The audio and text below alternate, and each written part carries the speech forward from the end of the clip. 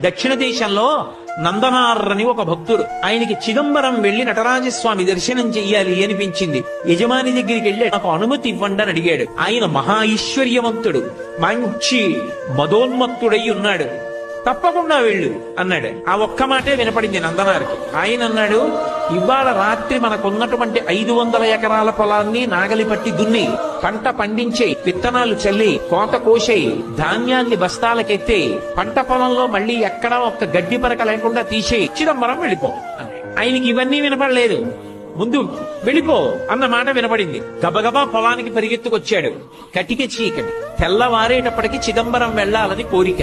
రాత్రంతా నడిస్తే గాని చిదంబరం వెళ్ళలేడు. అవుతుందా? ఒక్కనాటికి అవధానం అర్థమైపోయింది. అయ్యో, చిదంబరం వెళ్ళమన్నాడన్న ఆనందంలో వచ్చేసానే, ఇప్పుడు నేను ఈ చీకట్లో ఈ పొలం ఎలా దున్నుతాననుకున్నాడు. ఒక్కసారి పైకి చూశాడు.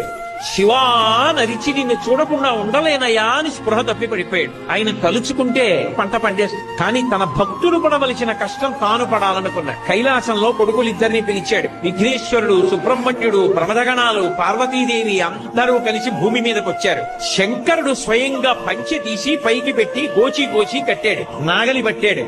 ఆయన